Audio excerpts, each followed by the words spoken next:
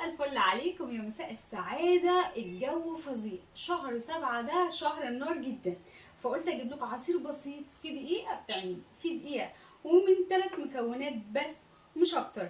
تمام، هنعمل ايه؟ عصير مانجا، الموسم بتاعها بقى. استغلوا الظروف، استغلوا ان في مانجا دلوقتي واعملوا حبة عصير وشكلي بقى زي ما انت عايز. انا النهارده جايبه لكم حبه عصير حلوين جدا ان شاء الله هيعجبوكم. عباره عن ايه؟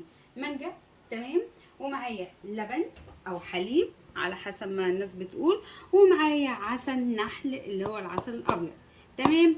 وده هنعمله ازاي؟ هنضربه في الخلاط. هننزل باللبن بتاعنا اهو، وهننزل بالمانجا بتاعتنا كده، وهننزل بايه يا حلوين؟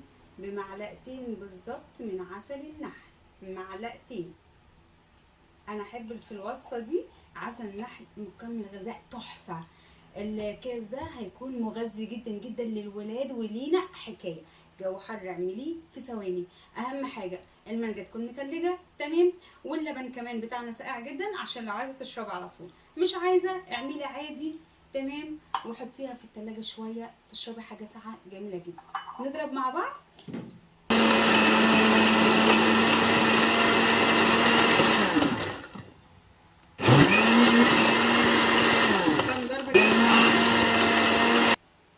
ضربتهم يا حلوين دقيقتين اتنين، تمام، وهتشربي احلى عصير في الدنيا بجد.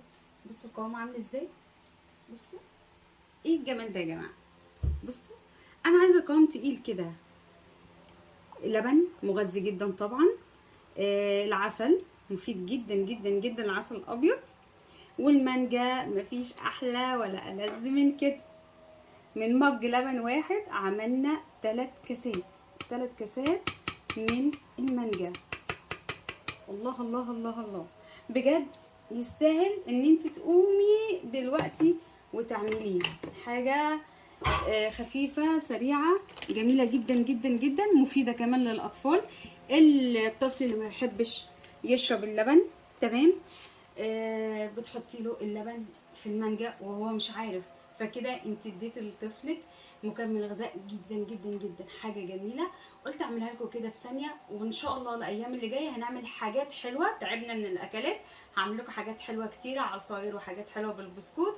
استنوني، وما تنسوش في اللايك والشير وتفعلوا الجرس عشان يوصلكم كل جديد، واشوفكم على خير. باي.